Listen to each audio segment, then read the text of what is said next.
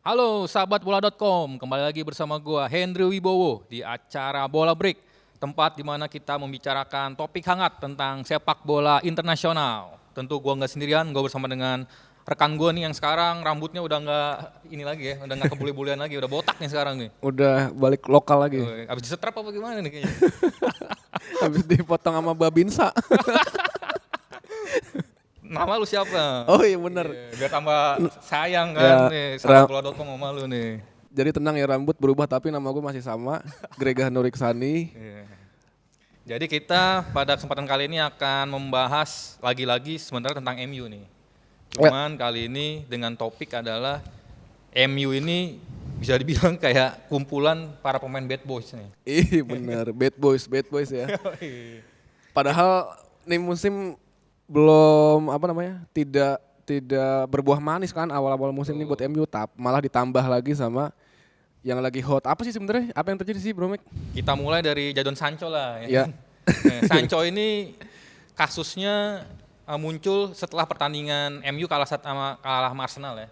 Kalah 1-3 dan setelah di konferensi pers Erik ten Hag ditanya, "Kenapa nih Jadon Sancho kok nggak ada di Ya, bangku cadangan juga nggak ada kan? Di bangku cadangan pun nggak ada." Si Erik ten Hag bilang, "Ini pemain latihan nggak maksimal." Iya. Cuman yang disayangkan responnya si Jadon Sancho nih. Betul. Oke, kayak gimana sih responnya dia? Tuh? Jadi beberapa jam setelah pertandingan tersebut selesai, terus si hasil press con-nya si Erik ten Hag keluar tuh bahwasannya Jadon Sancho murni teknis ya, latihannya kurang bagus gitu, tidak sesuai dengan harapan.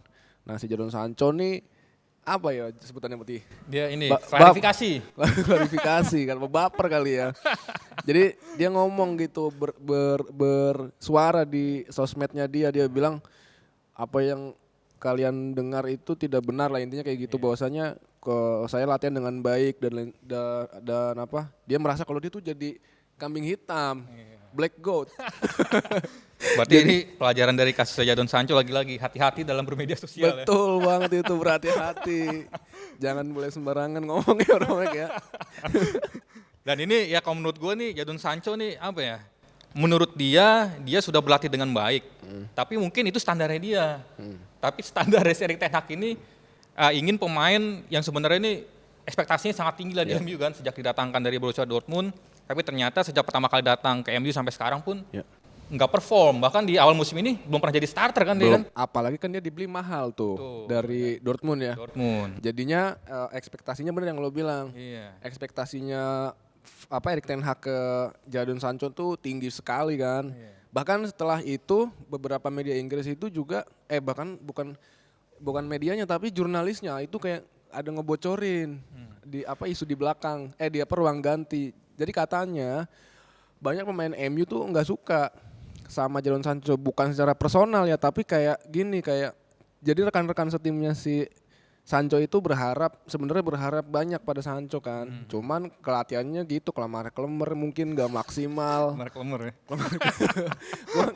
Ya kan bahasanya kan kita nggak tahu spesifiknya kan. Cuman yang jelas sebenarnya dia diharapkan untuk apa namanya bisa memberikan yang terbaik. Cuman ternyata di luar dugaan, di luar ekspektasi, ternyata Sancho ya itu tadi yang gue bilang mungkin kelemar-kelemar gak maksimal lah, intinya begitu. Makanya banyak yang katanya sih banyak yang nggak suka gitu sama Sancho di luar lapangan begitu. Dan yang menarik nih ada netizen bersuara juga nih. Apa tuh? Ada 3 jebolan pemain Borussia Dortmund yang hengkang ke tim lain tapi sukses kecuali Sancho. Bellingham, Real Madrid langsung ya kan bersinar. Oh kan. iya. Terus ada satu lagi Erling Haaland ya kan di City Haaland. sekarang, wah tau lah sekarang kan jadi monster lah. Jadon Sancho nih satu-satunya ya kan yang gadang-gadang bakal jadi pemain bintang ternyata malah sekarang bermasalah lagi sama Erik ten Hag kan. Minimal kalau memang nggak bersinar ya jaga attitude lah ya. Karena ada satu lagi pemain dari Brighton tuh Mahmoud Dahoud, dia sempat jadi starter di awal musim di Brighton. Terus berikutnya ya memang nggak perform ya. Cuman ya tapi kan dia attitude-nya masih lebih bagus lah kayak gitu lah ya. Nah, apalagi selain si Jadon Sancho tuh belakangan ada lagi nggak sih? Anthony. Iya, nah ini sebenarnya kasusnya nggak berkaitan dengan di tim sih ya. Ya tentang attitude dia saat dia pulang kampung ke Brazil nih, membela timnas kan di Piala Dunia, di kualifikasi zona CONMEBOL nih, ya kan. Nah ini gimana nih kasus Anthony menurut lo gimana nih? ini mirip sama Mason Greenwood kayaknya ya. Oh iya. Mason Greenwood gitu, lagi-lagi kan kekerasan ya, kekerasan fisik lah ya gitu. Nah itu, ini sebenarnya yang gua concern itu kok bisa sih gitu, kok bisa sih pemain-pemain yang ada di MU main di MU tapi kok kelakuannya, attitude-nya di luar lapangan kok kayak begitu sih Bro Mac. Mason Greenwood aja sekarang akhirnya harus di loan dulu ya, dipinjam dulu ya ke Getafe. Jadi kayak lu gue sekolahin dulu gitu kali ya.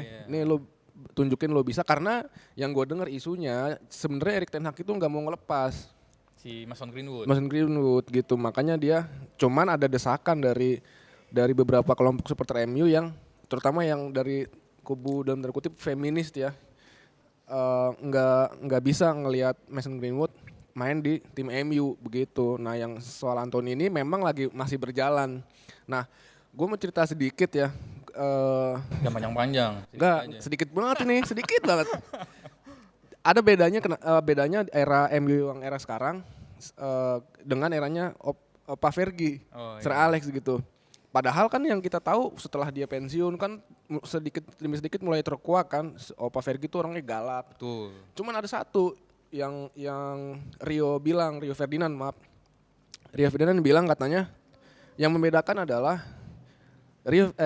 Sir Alex jarang memblow up ketika dia misalkan gak suka dengan dengan pemainnya gitu, misalkan dia gak suka dengan etos kerja yang kurang maksimal atau kelakuan di luar lapangan, maksudnya di luar teknis tim ya gitu. Nah si Sir Alex ini nggak akan ngomong secara publik gitu di depan publik. Nah ini yang membedakan sih menurut gua. Nggak tahu ya, mungkin apakah ada pengaruhnya juga. Kalau dulu kan medsos nggak begitu ini ya. Kalau yang sekarang kan apa-apa habis status gitu. Ya gitu. Dan sih, ini gue nambahin nih tentang Sir Alex ini, dan mungkin untuk para penggemar MU pun tahu ya, kasus yang David Beckham yang dilempar sepatu pun itu baru terblow up setelah Sir Alex-nya pun cabut dari MU kan, baru ramenya kan. Istilahnya hair dryer treatment kan. Iya, hair dryer treatment waktu itu.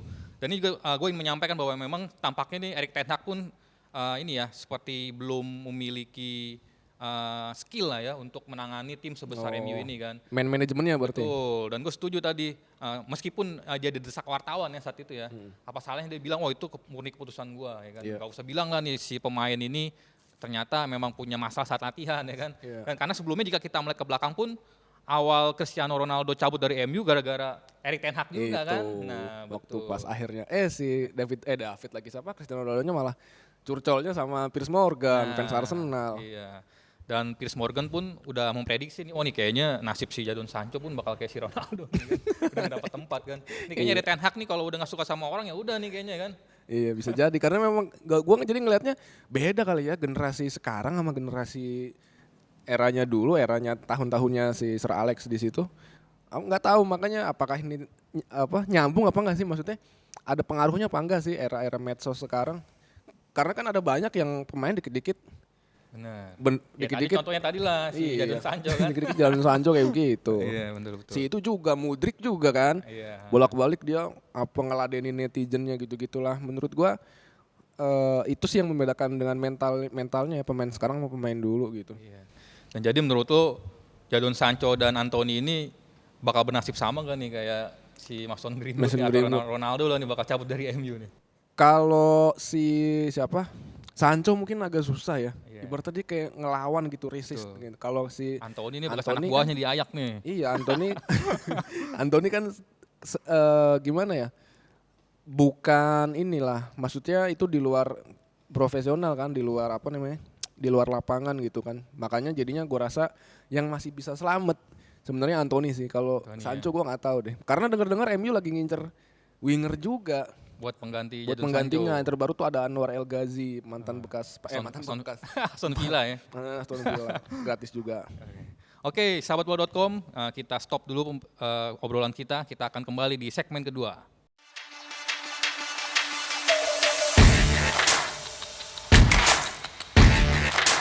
Sahabatbola.com, kita kembali di segmen kedua. Nah ini masih ada kaitannya dengan pemain MU, tapi yang udah cabut nih. Ini menurut gua berita surprise juga nih kan. Iya. Ya, Paul Pogba, doping. Waduh, gimana nih brother? Satu musim full, musim lalu dia nggak main, karena cedera kan. Nah musim ini Juventus udah sabar lah nih kan menunggu dia fit dan saat dalam kondisi fit dan sebenarnya sudah sempat main juga dari Serie A kan. Ternyata dia doping nih. Aduh. Ini pemain penuh masalah juga nih, bekas MU juga nih soalnya nih. Banyak banget jebolan MU ya. Jadi sebenarnya masih dalam proses, dugaan ya, masih dites lagi lah gitu. Dan tadi pagi gue baca berita aja, jadi ada mantan kepala medisnya timnas Italia, profesor dia, gue lupa namanya siapa. Cuman dia bilang gini, bukan seorang BNN bukan? Enggak. Bukan. Jadi si profesor ini, kita sebut profesor ya, si profesor ini dia bilang dia menduga si Pogba ini jadi terpaparnya secara nggak sengaja. Jadi dia tuh ada paparan testosteron. Waduh, berarti itu dong obat. Gua nggak tahu deh tuh. Pokoknya ada zat-zat seperti itu yang itu biasa ditemukan atau biasa ditaruh atau dipapar itu di krim, di obat apa lagi lah gitulah. Nah, ada dugaan, menduga si profesor ini menduga kalau itu nggak sengaja karena menurut dia nggak mungkin Pogba diresepin itu gitu, dikasih resep itu sama timnya sekelas Juventus. Gitu apalagi zaman-zaman sekarang kan Juventus. Nah, makanya ada dugaan bahwasanya itu adalah tidak sengaja gimana. Jadi lagi jajan dia apa nih jangan-jangan nih? Bukan, jadi si staffnya Juventus ini jajan kemana nih? Aduh, gue roaming kan gitu. Enggak lah. Oh bukan ya? Insya Allah enggak lah. Jadi ada si staffnya Juventus itu dia kayak nggak hati-hati ngebaca, ada di situ akhirnya ada zat terlarang itu yang sebenarnya nggak boleh dipakai sama atlet karena scoringnya sekarang sanksinya tuh bukan main, minimal 2 sampai 4 tahun. Dia bilang gitu. Nah, ini masih dalam proses, katanya si Pogba bisa merespons dalam 3 hari ke depan dan Juventus untuk sementara udah men-scoring tuh.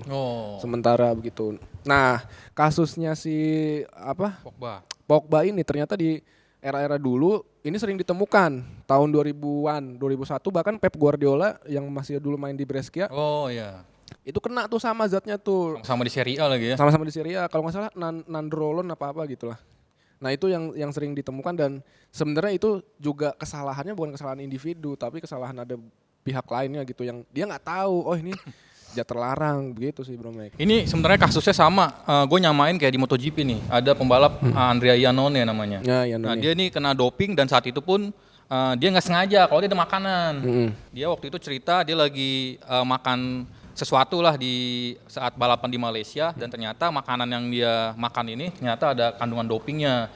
Dan jika memang case-nya ini sama-sama nggak sengaja nih ya, Andrea Iannone pun meskipun nggak sengaja akhirnya dapat sanksi larangan balapan juga. Dan itu durasinya memang cukup lama, hampir 2 atau 3 tahun lah dan itu bisa dibilang mematikan karirnya juga nih kan. Apalagi kan kalau bola sama MotoGP kan karirnya usianya nggak panjang, pendek kan 35 aja udah ngap gitu kan ya. Dan buat pemain bola nggak main bola sebulan 2 bulan aja tuh pasti kan udah pegel. Iya maksudnya udah ada rasa perbedaannya. Betul ya gapnya tuh jauh banget sama pemain bola yang memang rutin latihan tiap hari kan. Iya. Berarti kayaknya Paul Pogba nih bakal dapat hukuman berat nih kayaknya ya. Iya, yang gue baca sih terakhir kemungkinan bisa kena sampai 4 tahun. Walaupun ada pelanggaran-pelanggaran lain itu yang scoringnya bisa sampai 7 tahun, sampai bahkan ada yang sampai seumur hidup tuh ada tuh. Tapi kita nggak bahas itu lah ya, nanti aja itu. Nah kita nih selanjutnya akan membahas soal jeda internasional ya. Karena kan kemarin kan liga-liga libur semua karena ada FIFA Matchday dan juga ada beberapa tim, beberapa negara yang tampil di kualifikasi Euro, ada juga yang di kualifikasi Piala Dunia ya. Dan ini yang menarik karena Euro kan tahun depan nih ya kan. 2024 menarik lah nih ya 2024 kan. Dan Jerman berstatus tuan rumah. Nah Jerman ini sebenarnya langsung lolos kan karena tuan rumah. Tapi masalahnya nih kayaknya internalnya lagi nggak bagus nih, ya kan. Dan bahkan terbaru si Hansi Flick pelatihnya dipecat, ya kan. Waduh Jerman ini kayaknya kalau menurut gue sih ya terlambat nih mencat Hansi Flick ini. Seharusnya setelah Piala Dunia langsung dipecat. Oh menurut lo gitu? Iyalah. Emang Jerman gimana sih dalam beberapa pertandingan terakhir tuh kalah terus apa gimana? Dan ini yang menariknya lagi satu, tim yang membuat Jerman itu tidak lolos dari fase grup di Piala Dunia adalah Jepang saat itu. Dan sekarang yang membuat Hansi Flick dipecat pun akhirnya Jepang lagi. Dan kalahnya 1-4 di kandang. Dan berarti itu 3 pertandingan terakhir di bawah Hansi Flick ini Jerman selalu kalah. Ya. Dan yang menariknya di hari sebelum si Hansi Flick ini dipecat, Ilkay Gundogan ngomong nih pemain memang sudah kehilangan kepercayaan sama si Hansi Flick. Oh gitu. Iya, dan di preskon Hansi Flick pun sempat counter nih ya kan, dia masih merasa gue masih orang yang tepat nih buat ngelatih Jerman dan akhirnya di hari yang sama pun dipecat ya kan.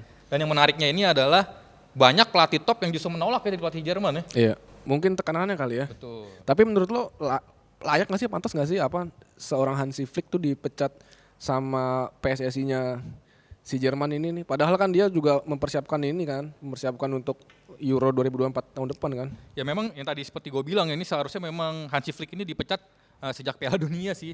Harusnya. Karena gue lihat roh permainan Jerman ini nggak seperti dulu lagi gitu kan. Jerman yang kita kenal tuh kalau dahulu nih kita bicara Jerman di kompetisi-kompetisi top kayak Eropa atau Piala Dunia, wah ini seenggaknya nih semifinal atau final lah nih kan. Tim mental juara brother ya kan. Siapa yang gak kenal sama Jerman ya kan. Mental juaranya luar biasa lah. Tapi ternyata gue lihat nih sekarang kayak apa ya, kayak ada yang hilang di Jerman gitu kan. Apa jangan-jangan kayak MU? Maksud gua gini, ini apa-apa dikaitkan sama MU ya? Enggak. Maksudnya apakah sudah kehilangan sosok leader di tim gitu? Betul, itu salah satunya faktornya ya. Mungkin bisa dibilang saat ini hanya ada beberapa pemain senior yang mencolok lah ya di Jerman kan ada si Gundogan, terus ada juga si Muller ya yang masih ada. Tapi tampaknya memang regenerasi pemain-pemain di bawah ini sangat kurang ya kan. Bahkan kita tidak mengenal lah pemain-pemain muda Jerman yang saat ini bukan hanya ada beberapa ya seperti Leroy Sané gitu kan, yang lainnya tidak punya nama yang besar gitu. Paling yang menurut gua paling terang itu sinarnya Jamal Musiala sih. Ada Jamal Musiala. Tapi pemain-pemain lainnya ya yang lo bilang tadi relatif kurang bisa Cuman ada juga yang ngomong kalau ini karmanya Jerman karena waktu pas di Qatar tuh dia pakai selebrasi apa tuh? Oh ya dia. Yang no speak apalah gitu. Ya itu yang ini ya kaitan sama LGBT ya. Oh, kan lo kan ke Qatar tuh kemarin. Ya kan. Dan itu inilah ya, yang menariknya itu sampai baju timnas Jerman di sana nggak laku loh. LGBT itu bener, sampai di diskon pun nggak laku itu. Oh iya gitu. di Qatar maksudnya? Iya di Qatar. Wah, berarti murah dong, harusnya lo borong Bro Mac. Karena di sana kan memang ini banget kan, negara ininya kuat banget lah ininya. Iya. Nah, yang selain Jerman tadi gue perhatiin ada lagi nih, kalau Jerman memang dia nggak ikut kualifikasi kan ya, tapi di kualifikasi itu ada beberapa tim yang menyita perhatian. Salah satunya Scotland. Gue mau bilang Luxembourg sebenarnya, cuman masalahnya Luxembourg itu baru aja dibantai, gitu kan, 0-9 sama Portugal. Skotlandia kenapa Skotlandia nih? Skotlandia tuh belum terkalahkan dan dia butuh satu kemenangan lagi untuk memastikan satu tiket ke Jerman ke Euro 2024. Dan menariknya nih, top skorernya sampai per hari ini itu Scott McTominay. Padahal dia MU lagi dong. MU lagi kan. Kenapa? Enggak, MU gak makan kayaknya bener nih. Dikit-dikit dikaitin padahal sama di MU gak pernah main ya. Di MU dan kan posisinya gelandang. Betul, gelandang. Di Scotland kan kita tahu ada pemain-pemain yang lebih attacking, ada John McGinn bintang Premier League juga gitu. Makanya ini cukup menarik dan dia tuh top scorer bersama dengan Romelu Lukaku dan Rasmus Højlund. MU lagi kan tuh. Semuanya serba MU nih. Ada apa dengan MU kan? Jadi gue malah berprasangka buruk nih. Jadi emang sebenarnya jangan-jangan bukan si McTominay ini yang jelek nih. MU-nya nih yang nggak bisa, yang nggak bisa memanfaatkan bakat dari si McTominay ini kan? Iya, itulah. Buktinya di timnas pun dia tampil bagus kan? Iya benar. Sebenarnya jujur aja gue nungguin banget ini buru-buru kayak FIFA Matchday kelar gitu. Karena udah nggak sabar pengen nonton Rasmus Højlund lagi kan. Kemarin di lawan Arsenal kan dia udah main tuh debut ya. Dan banyak yang bilang meskipun hanya beberapa menit debutnya menjanjikan lah ya. Itu. Dan di timnas pun ternyata terjaga performanya di timnas Denmark terjaga. Makanya gue menantikan itu untuk di Premier League nih si Højlund nih bisa ngasih apa nih buat MU. Dia tanggal berapa? 16 ya? Ya pokoknya rasa penasaran lu akan terjawab akhir pekan ini. Akhir pekan ini ya? Inggris main lagi kan. Oke, ada apa aja tuh pertandingannya yang terbaik-terbaik? Pertandingannya yang lumayan seru ya itu tadi kan. Ada yang sangat menarik adalah Spurs lawan itu ya. Sheffield dan ini akan menjadi pembuktian bagi Spurs kalau mereka memang kandidat kuat jadi juara ya. Harusnya sih menang gampang lah ya. Iya, karena Sheffield pun tim zona merah ya. Tim zona merah. Terus sama satu lagi ada Man City lawan West Ham di kandang West Ham kalau nggak salah deh. Kandang West Ham ya. Tim favorit lu ya. Tim favorit gua gitu. Di papan atas juga nih ya. Papan atas juga tuh Ini kebetulan. berarti kalau bikin judul nih duel papan atas nih ya. Iya iya belum. Dua tim yang belum pernah kalah, West Ham belum pernah kalah kan gitu. Ini ngomongin kuda hitam. Ini dari tadi produser kita udah gini-gini gimana nih maksudnya nih? Nih kayaknya kita memang harus udahan dulu nih. Udahan dulu ya. Nih. Kita akan lanjut nanti dengan topik-topik menarik lainnya di edisi Bola Break berikutnya. Ya, amin amin amin. Ya. Halo sahabat bola.com. Sampai jumpa di edisi berikutnya. Jangan lupa nonton Premier League, nonton liga-liga lain hanya di video.